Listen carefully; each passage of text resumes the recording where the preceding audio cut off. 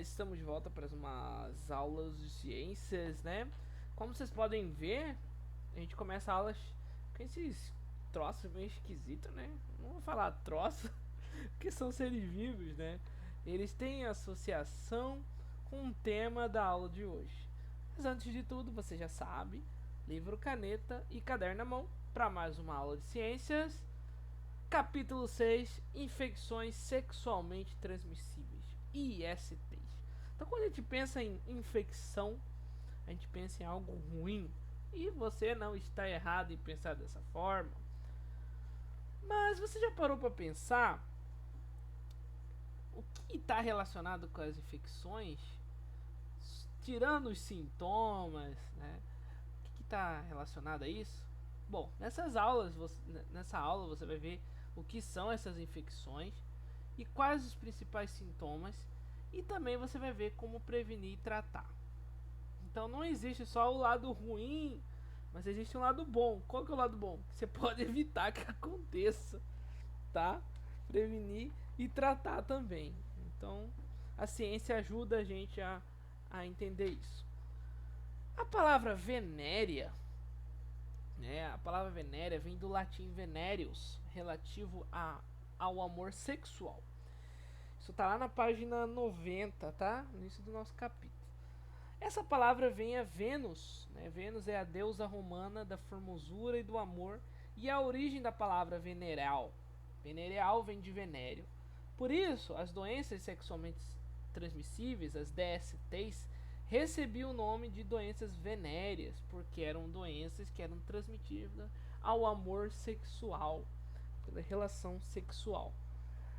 Hoje em dia, o nome mais recomendado são infecções sexualmente transmissíveis, ISTs.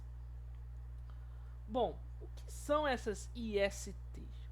ISTs são transmitidas principalmente pelo contato sexual.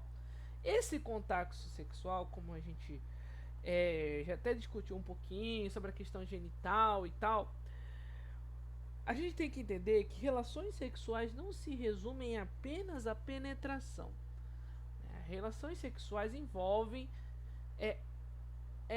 contatos, né? Contatos. E aí, claro, o contato sexual pode ser vaginal, pode ser um contato anal, mas também ele pode ser oral, né? Como eu disse, não tem só a penetração. O simples beijo pode transmitir infecções. Então, as ISTs podem ser causadas por vírus, bactérias, fungos e até mesmo protozoários. E a maioria delas atinge principalmente os órgãos genitais e pode ser curada sem deixar sequelas. Algumas delas, tá ok? Quais são os sintomas comuns, geralzão, das infecções sexualmente transmissíveis? Feridas, manchas, verrugas nos órgãos genitais são os mais clássicos. Porém, existem sintomas como ardência ou dificuldade para urinar, e aqui eu abro um parênteses, que é a infecção urinária pode ter outras consequências, não só da relação sexual, mas os micro-organismos que causam infecções levam a uma infecção.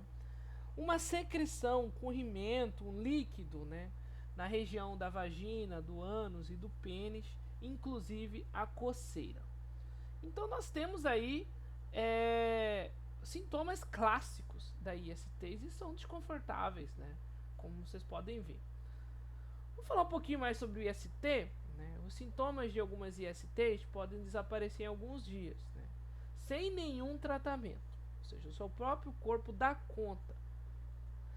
Mas tem um outro lado da moeda. Que algumas doenças, apesar de desaparecerem alguns sintomas, sem nenhum tratamento, dá a ideia que a pessoa contaminada já está curada. E aí é comum que a pessoa contaminada passe para outras pessoas, transmita para outras pessoas.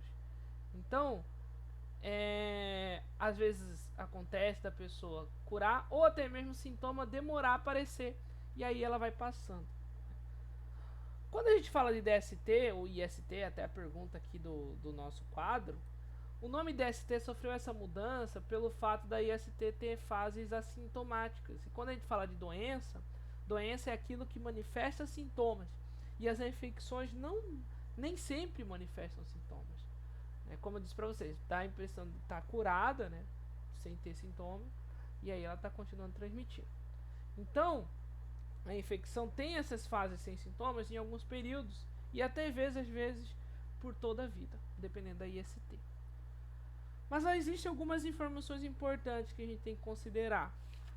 Só podem ser detectadas as ISTs por exames laboratoriais. Você só pode comprovar que aquela infecção urinária sua, aquela ardência, foi adquirida por uma IST com o exame. Então é importante consultar sempre o médico. E principalmente se o seu parceiro ou parceira contrair algum sintoma. Porque a gente sabe que pode acontecer, né? Por exemplo, a gente vai ver que tem um exemplo de IST que chama Cândida, que é normal aparecer durante o ciclo da nossa vida e nem sempre ela já está presente no corpo e às vezes é um período que ela passa, né? Então é uma forma eficiente mesmo de reconhecer e evitar a contaminação, além de consultar o médico, é usar preservativos. Que a gente sabe que além de ser contraceptivo, né, evita IST. Se a infecção não for diagnosticada e tratada, as consequências podem ser muito sérias. Porque a pessoa e os seus possíveis parceiros sexuais, que a gente sabe que a gente vive numa sociedade que não vive só com um parceiro, né? Tem gente que tem vários parceiros sexuais, e isso é um risco, né, de contaminação. A gente vê que é uma questão que é que nem o Covid, né? A gente tem que se cuidar e cuidar do outro, né? Quando você cuida de si, você cuida do outro. Então tem um pouco disso nas nossas reflexões de ISTs. Bom, nós vamos ver ISTs entre jovens no Brasil, é um caso preocupante, e na parte 2 do nosso vídeo, que está ficando um pouquinho longo. Então não sai daí, te espero lá.